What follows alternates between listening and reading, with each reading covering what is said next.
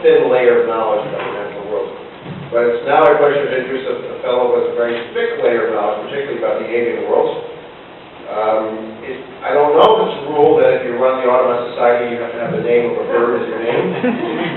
But Marshall Fowle certainly did. It's now my great pleasure to introduce the president of the Audubon Society, who's been our wonderful partner for many years, John Wither.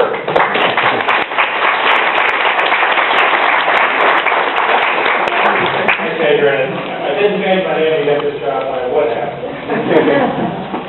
Thank you so much for all that you do for parks and for people in the city. I get to travel around Metro a lot and work with the parks departments everywhere.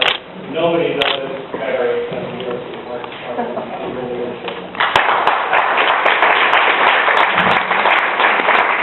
Your park rangers who are just terrific allies. You were out with us today all day. Great birds. You know the outdoors. You're fabulous on. Thank you for all that you do.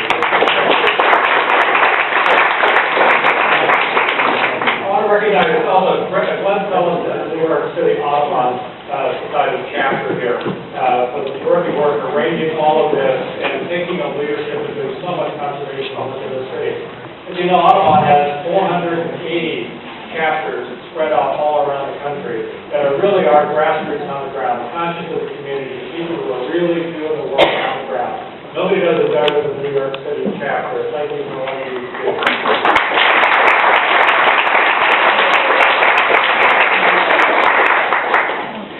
As the Commissioner mentioned, this Christmas bird count started back in 1900. As I was walking around the ramble today, counting chickadees and midnight, I thought back to Frank Chapman, who really started it all. He was an ornithologist for the American Museum of Natural History and one of the founders of the Audubon Society, who realized, the size hunt was going on back then, when people would choose size, and you would shoot them on birds on Christmas Day.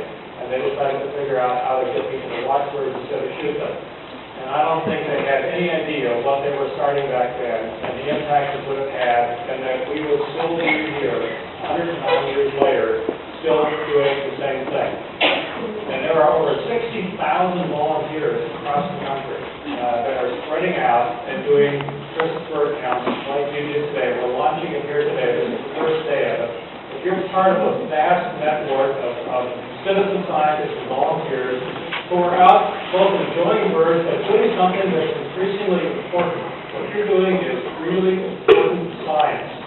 We're compiling this data from the Christmas bird count and breeding bird surveys and other monitoring. This is the longest running wildlife monitoring program in the world ever. It's become that important. And out of this, we're now producing, as some of you may know, about a year ago, we produced the Birds in Decline report that showed common birds in decline. Not birds that are on the endangered species list, but common ones that have been common or increasingly less common. Eastern meadowlarks, bobwhite quail, things like that. We found that nearly a quarter of the species of birds that we know have declined more than 50% in the last 40 years. I mean, that's stunning. If you graph that out, that's a graph like this. Now, they're not on the endangered species list yet, but these are birds that we know and love and are used to seeing every day.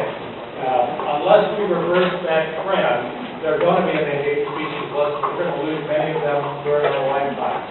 And that report was made possible by the long-term monitoring and tracking that you do.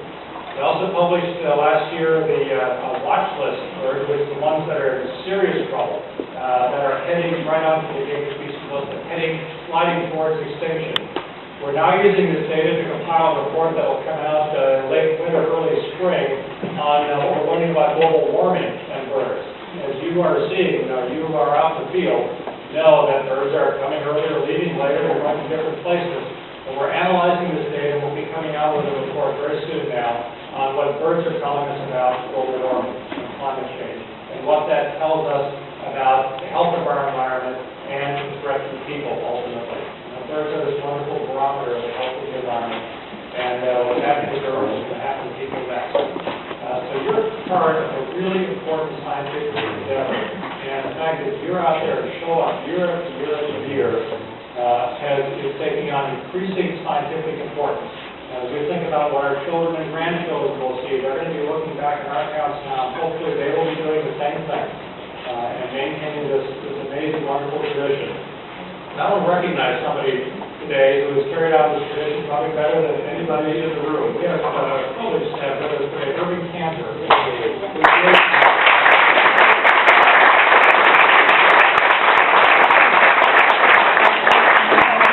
Irving did his first Christmas bird count in 1935. Irving, would you come up here? I'd like to...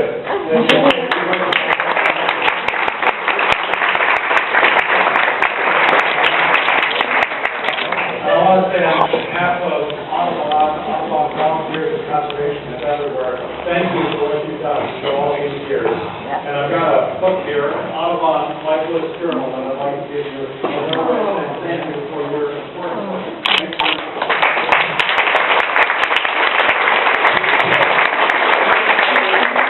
It's a little different than it was 73 years ago, when we started 47, so I did this count by myself. Published in the Bird Law magazine, which is the predecessor to American Birds. And it was completely different those days. It was, first of all, it was much colder. The park was covered with snow. It was 21 degrees. I was out from 9:30 till 2:30. I had 16 species. So I might say that it's kind of a microcosm of what's happening in the bird life. Because I had very few, there were very few birders in this. And this is a good example of the difference in the 30s. Anyway, I had a few birds that I don't think you got today. But I had a green teal. I'm sure you didn't get that. I had 2 pintails. I had a pheasant. I had 18 wood ducks. And an interesting thing, I had 175 black ducks and 40 mallards. And that illustrates how the mallard and the black duck and the mallard has taken over the black duck. They're closely related species, and they've interbred so much that the mallard is the dominant species. But that's an example of what one little observation in Central Park does. Also, interesting enough is I was on the Bronx count that day, and the Bronx count was Bronx County Bird Club. And I was out that day with Roger Peterson, Alan Cruikshank, and Joe Hickey, or icons in the bird life world. And just to show you how the difference in the climate was, we had 770 tree sparrows on that day, and 100 white-throats. And now you barely ever see a tree sparrow. The rest of my count that day showed you how bare it was. I had 1 hairy woodpecker, which I don't know whether you had that today.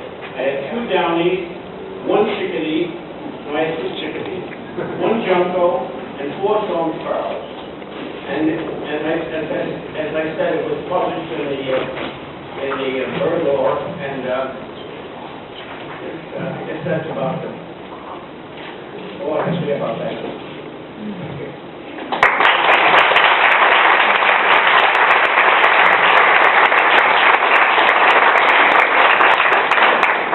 Can anybody think of a better example of how one person can make a difference? That person got kind of alone back in 1985. I would like to recognize another person who really makes a difference, Glenn Phillips, New York City Audubon.